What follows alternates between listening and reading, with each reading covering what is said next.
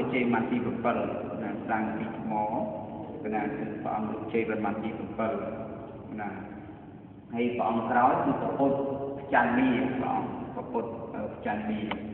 ហើយព្រះអង្គនេះគឺទូអង្គចតនីជាមេតបជនជាតិនេះដល់ភក្នីកតុនោវហបនេកតុនំបតោរាជនេហើយភាសាខ្មែរគឺភក្នីគឺលេសនឹងរីផលនឹងគឺសកលនឹងក្បាលដំរីខ្លួនមនុស្សណាក្បាលដំរីខ្លួនមនុស្សមានន័យថា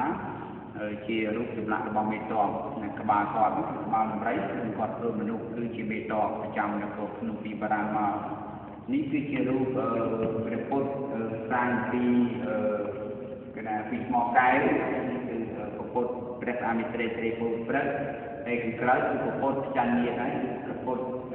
សាងពីថ្មកែវដែរហើយព្រះអង្គក្រៅគឺព្រះអង្គទ្រង់សមាធិគឺព្រះពុទ្ធព្រះកានិកមនោដែលព្រះអង្គទ្រង់បានត្រាស់ដឹងជាព្រះពុទ្ធ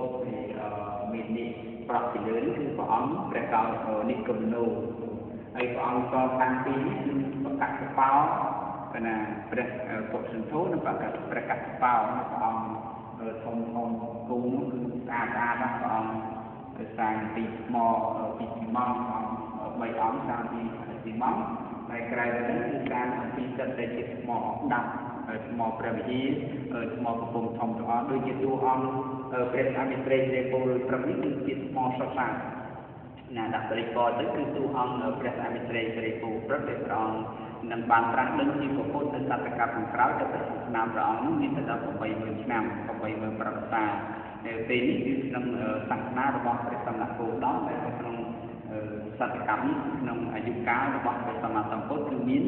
ប្រកបសន្ធោបនិគមនោកសបោសម្មាសម្ពុទ្ធដល់ដែលលោកបានត្រាស់ដឹងពីពុទ្ធ4ព្រះអង្គរួចហើយអញ្ចឹងនៅព្រះអង្គក្រោយនេះគឺតួអង្គព្រះ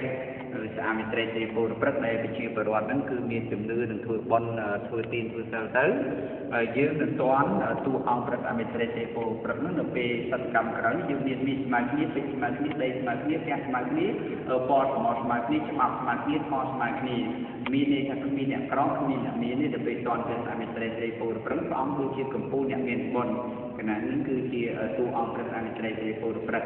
រីឯតួអង្គខាងនេះគឺជាតួអង្គព្រះឥន្ទ្រីសរាជនិងអគ្គមេរីគង់លើរាជបល្ល័ង្កគឺព្រះឥន្ទ្រីសរាជហើយជាមួយអគ្គមហេសីកណានេះគឺជារូបរបស់ព្រះឥន្ទ្រហើយអគ្គមហេសីនេះគឺជាសសរនេះក្រុមសសរ9ដើមកណាគឺនេះតកណាគឺនេះគឺសាងពីស៊ីម៉ង់សុទ្ធសាធកណាហើយទំហំសសរនេះគឺ3 ទឹកមូលហើយនេះរុំសសរកណានេះរុំសសរអស់9ដើមណាចម្រើនពោហើយខ្លាំងខាងសសរទៀតនេះគឺព្រះអង្គតូចទួនទាំងតូចទួនមានន័យថាមនុស្សកើតចាស់គឺស្លាប់ណាហើយព្រះអង្គទ្រង់លះបង់អគ្គមហេសីពុំពីនិងវិហោដើម្បីតាមនោះនេះព្រះអង្គពិសេស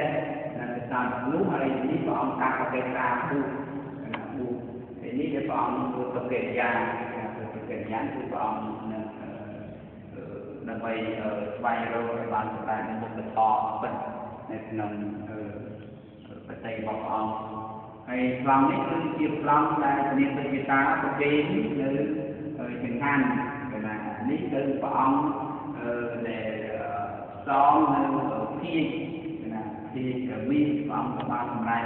នៅត្រាស់នឹងជាសម្បត្តិគុណជាត្រាស់ជាសម្បត្តិពុទ្ធញាណហើយប្លង់នេះគឺព្រះអង្គទ្រង់ប្រោះបញ្ញទី5ហើយព្រះអង្គប្រោះពញាតវងណាពញាតវងមានប្រហែលមានព្រមមានទេវតាមានសត្វអនានេះគណៈលោកប្រោះពញាតវងមកអង្គហើយនេះគឺព្រះអង្គប្រោះមានពងពីណាពុទ្ធប្រោះមានពងពីគណៈចម្រើនបងប្លង់ណាហើយប្លង់នេះគឺព្រះអង្គប្រោះពុទ្ធមេដានិងពុទ្ធវេដានេះព្រះអង្គប្រោះពុទ្ធមេដាវេដារបស់ព្រះអង្គហើយប្លង់នេះព្រះអង្គមានមកពីឋានតារតនណាចូលពីឋានតារតនគឺតាមកណ្ដាលកែវព្រះអង្គយាងមកតាមកណ្ដាលកែវណាប្លង់ហើយបន្តទៅទៀតនេះប្លង់នេះគឺប្លង់ព្រះអង្គទុកជាតិណាទុកជាតិទាំង10នោះព្រះអង្គកើតជាពុទ្ធកោតាចារ្យនិយាបឋមបលាចារ្យជីវិតទុសេធម្មទុសេប្រមេតិយ៉ាងនៅព្រៃបានម៉ែប្រសិទ្ធតាមប្រទុលពុទ្ធជាប្រវត្តិមន្តរៈនោះលោកសជាតិទុកជាតិទាំង10 របស់ព្រះណានេះចម្រើនពរគឺតែជាទុជាតិរបស់ព្រះអង្គបានទុជាតិជាទុជាតិដែលព្រះអង្គបានសយជាតិជាពោធិសត្វដែលចម្រើនបានត្រាស់ដឹងជាសព្វយុពុទ្ធជាសម្មាសម្ពុទ្ធនេះគឺព្រះអង្គបានបំពេញនៅកតញ្ញូតាធម៌ខន្តីធម៌ហើយសងគុណលោកពុកអ្នកម្ដាយហ្នឹងរូបព្រះទេបណ្ដោះនេត្រីគឺស្នាបាយទីហើយរូបចម្លាក់របស់ព្រះឥន្ទ្រីរូបព្រំនិងនេះខំពលិនេះនេះគឺព្រះអង្គប្រពុតរូបកម្មមហាសម្មាសម្ពុទ្ធ5000អង្គគណៈខ្លាំងនេះខ្លាំងតែទេពទាំង9អង្គមានទេពព្រំនិជាទេពត្រីភពទេពត្រីខានទេពចក្រវាលទេពមកទឹកនិងទេពព្រះវិនិច្ឆ័យនិងទេពកងជុំទេពកងចាក់